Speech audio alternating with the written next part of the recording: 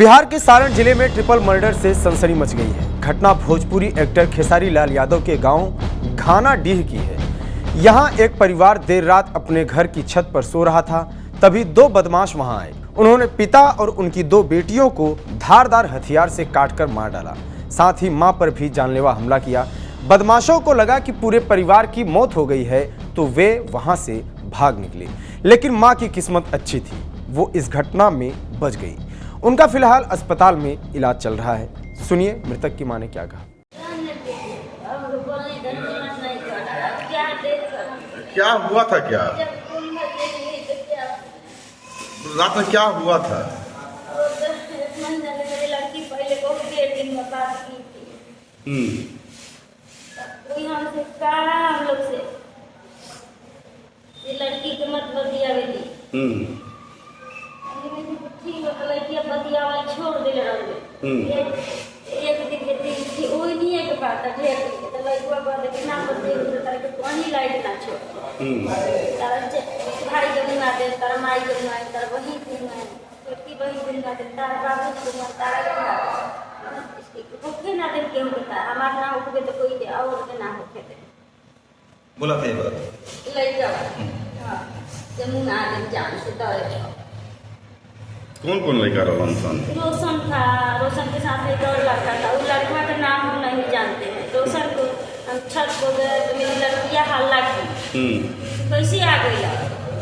Game आया, चिल्लाई गई लागल तारा मारू चाकू निकल बंद के मेरा बाहर का क्या को लेकर रोशन? छत को दो गो रोशन भी था उसमें ना। रोशन से बात करती थी वो, मेरी लड़की ना। हाँ, उसी को लेकर झंझट था। रोशन से थी। रोशन गांव का ही है? पता नहीं कब आया है कब यानी गांव का ही रहने वाला है। रोशन कहाँ रहता है? उसका घर कहाँ है? उसका तो उन लोग गेम ले गया है पापा। मैंने घरवा कहाँ हुआ? मैंने बगले बगल बा वो नहीं होगा घानाडीह में बा? हमारा घानाडीह में। उसका रसूलपुर का रहने वाला है। उधर से चला जाता गाँव में ना। छत पर चढ़ा पीछे से चढ़ा से कहीं से सब खुला है। हमारे घर गरीब आदमी तो कहीं नहीं कुछ कराया है। मृतकों की पहचान तारकेश्वर सिंह और उनकी बेटी 17 वर्षीय चांदनी और 15 वर्षीय आभा के रूप में हुई है, जबकि मां शोभा देवी गंभीर रूप से घायल हैं और उनका अस्पताल में इलाज चल रहा है। मामला प्रेम प्रसंग का बताया जा रहा है। हत्याकांड को अंजाम देने वाले दोनों आरोपियों को पुलिस ने गिरफ्तार कर लिया है। पुलिस ने बताया कि तारकेश्वर सिंह की एक बेटी का अफेयर गांव के ही एक युवक सुधांशु कुमार से चल रहा था। इस कारण दोनों परिवारों में अनबन चल रही थी। तारकेश्वर इस रिश्ते के खिलाफ थे। तारकेश्वर की बेटी ने भी पिता के कहने पर प्रेमी से दूरी बना ली, लेकिन वो इसे बर्दाश्त नहीं कर पाया। उसने बदला लेने की चाह में एक खौफनाक प्लान बनाया। दूसरे युवक को भी प्लान में शामिल किया।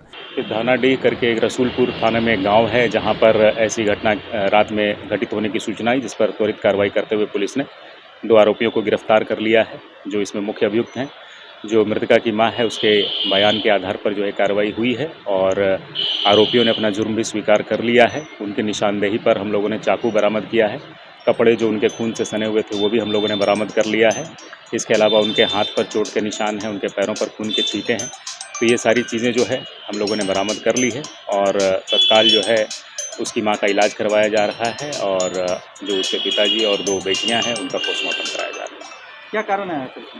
अभी तक जो स्पष्ट रूप से जानकारी मिली है उसमें प्रेम प्रसंग की बात आ रही है कि लड़की के साथ उसका प्रेम प्रसंग था, बातचीत होती थी। अभी कुछ दिनों से बातचीत बंद थी, जिसको लेकर युवक क्षुब्ध था और उसी सिलसिले में इस घटना को अंजाम दिया गया। मंगलवार देर रात को जब तारकेश्वर अपनी पत्नी और दोनों बेटियों के साथ छत पर सो रहे थे, तभी छिपते छिपाते तारकेश्वर की बेटी का प्रेमी सुधांशु अपने दोस्त के साथ वहां आ धमका। दोनों के पास धारदार हथियार थे। उन्होंने एक एक करके परिवार पर जानलेवा हमला कर दिया। इससे पिता और दोनों बेटियों की मौत हो गई। लेकिन जब आरोपियों ने शोभा देवी पर हमला किया तो उनकी नींद खुल गई। इससे उन्होंने अपना बचाव करने की कोशिश की, वो भी फिर बेहोश हो गई। आरोपियों को लगा कि चारों की मौत हो गई है, इसलिए वो वहां से भाग निकले। तभी आसपास के लोग वहां आ पहुंचे। उन्होंने घायल शोभा को अस्पताल पहुंचाया। पुलिस को सूचना दी गई। इसके बाद शोभा ने पुलिस को बताया कि किन लोगों ने इस वारदात को अंजाम दिया है। पुलिस ने दोनों आरोपियों को गिरफ्तार कर लिया है। बताया जा रहा है कि दोनों ने अपना गुनाह कबूल कर लिया है। वहीं पुलिस ने तीनों शवों को पोस्टमार्टम के लिए भिजवा दिया है। आगे जो भी अपडेट होगा हम आपको देते रहेंगे। बिहार जुड़ी सभी जरूरी खबरों के लिए बने रहिए टीवी 9 बिहार झारखंड के साथ। नमस्कार।